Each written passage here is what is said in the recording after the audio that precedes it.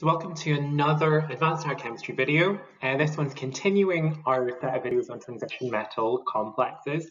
And in this one, we're going to look at color. So in our last video, remember that when a transition metal is part of a transition metal complex, we get energy gaps.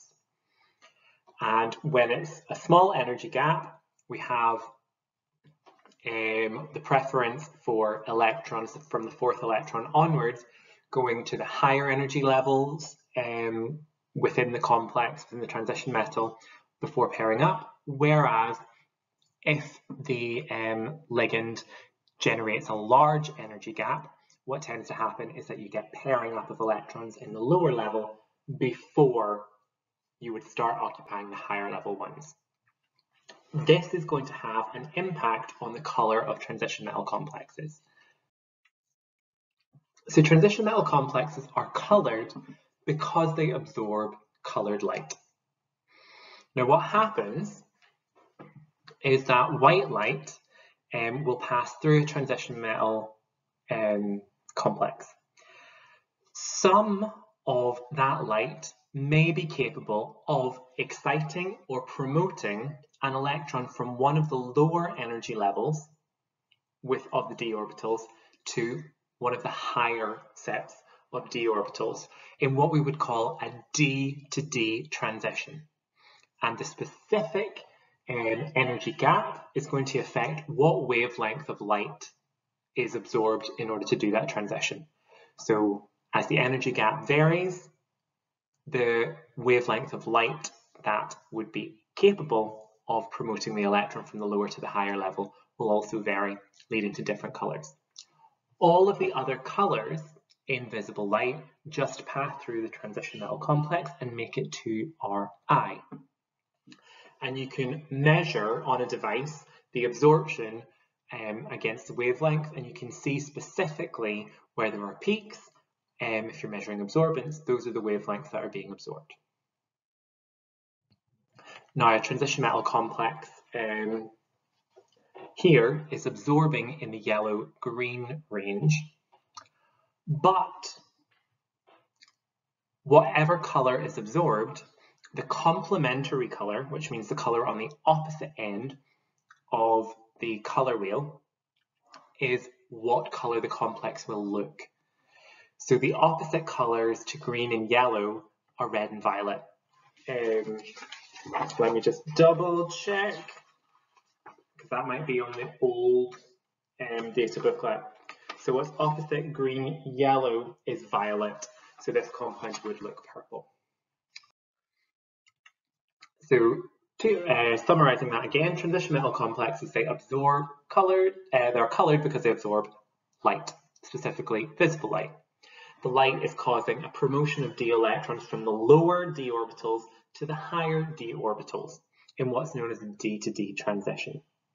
Whatever color is absorbed, all the other colors are transmitted. And the transmitted colors are what our eyes see. And the color wheel on page 19 of your data booklet will help you. So if you look for whatever color is absorbed, whatever color is opposite that color on the color wheel is what the complex will look. So if blue is absorbed, the compound will look yellow. If red is absorbed, the compound will look blue-green. Sorry, I've mistyped there. It's blue-green rather than green. Now, transition metal complexes are responsible for some of the most important colored molecules in biology, chlorophyll and hemoglobin. So if we look at chlorophyll, it's that big flat ring-shaped molecule, and it's got not a transition metal, but it's got a metal in the middle, magnesium. And that magnesium is able to absorb blue and red light. Now, because it's absorbing both blue and red, it leaves green and yellow light not absorbed, which makes chlorophyll appear green. Hemoglobin is actually very closely related to chlorophyll. It's got the same basic ring structure, but in the middle you have got an iron atom instead of manganese. Now what this does is it actually allows that transition metal complex to absorb violet, green, and yellow light. Red is the colour that's not absorbed, so hemoglobin looks red. If oxygen is no longer bonded to iron, it'll actually change the colour again because you will change the energy.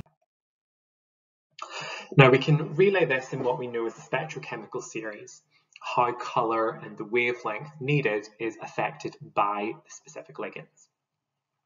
So ligands exist in something called the spectrochemical series. You do not need to know this, but there are some past papers which talk about the spectrochemical series or might give you information about the spectrochemical series from which you can use. As we've seen in the previous video, when the ligands are things like halides, iodine, chlorine, and fluorine, you get a small gap. Whereas things that bond through carbon, like our cyanide and our carbonyl ligands, we get a much bigger energy gap. The bigger the energy gap, the shorter the wavelength, the higher the frequency. Remember the relationship E equals H C over lambda. So if you're low down on the series, iodine, chlorine, fluorine, you're going to have a small energy gap. Higher up, a large energy gap. The smaller the energy gap, you require less energy, so a longer wavelength. So you're going to absorb something closer to red, which means that it's more likely that you will look blue or green because that's opposite red.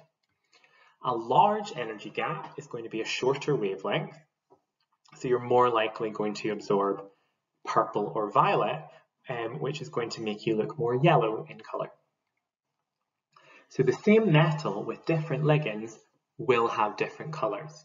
So if you change the ligands or even just change the number of the same ligand around a transition metal complex, you can change its colour, and this is a very interesting set of experiments that you can do. There are some transition metal complexes, however, that have no colour, and that is because no D to D transition is possible, and I've shown the three examples here. If there are no D electrons, such as in something like scandium 3+, if there are no D electrons, you will not have a D to D transition, so you will not be coloured. The second one is something like manganese 2+, where we've got 5 D electrons.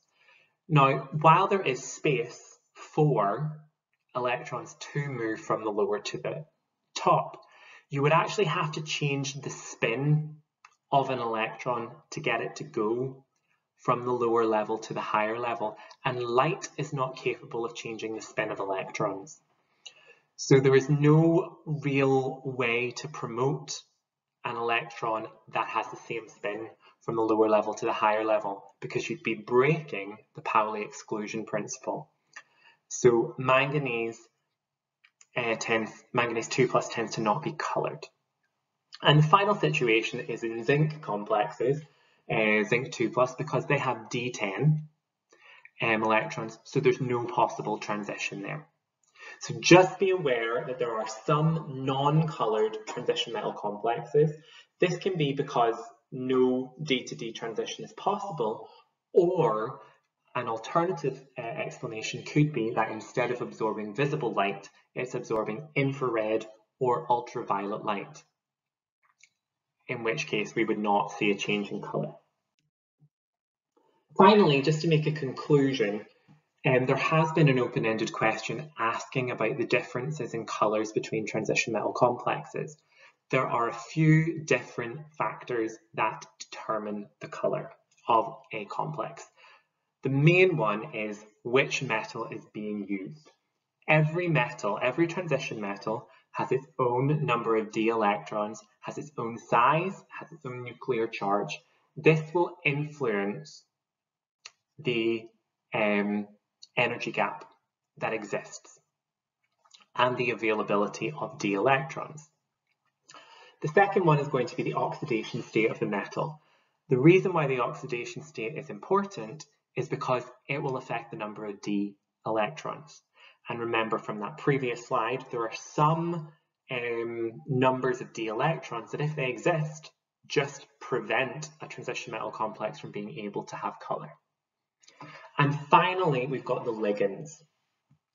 Now, depending on what the type of ligand is, you will either have a small energy gap or a large energy gap, and the energy gap is related to the wavelength of light through E equals hc over lambda. The bigger the gap, the higher the energy, therefore the shorter the wavelength is absorbed. The smaller the gap, the longer the wavelength of light absorbed, which will change the colour. And remember that when it comes to the colour that a transition metal appears to the eye, that is going to be the complementary or opposite colour on the colour wheel in your data booklet to the colour of light absorbed. So if you know what colour a transition metal complex is, you can predict what colour of light it absorbed. If you know what colour of light it absorbed, you can predict what colour the complex will appear. So that has been how we understand why transition metal complexes have colour and the factors that affect what colour a transition metal complex will have.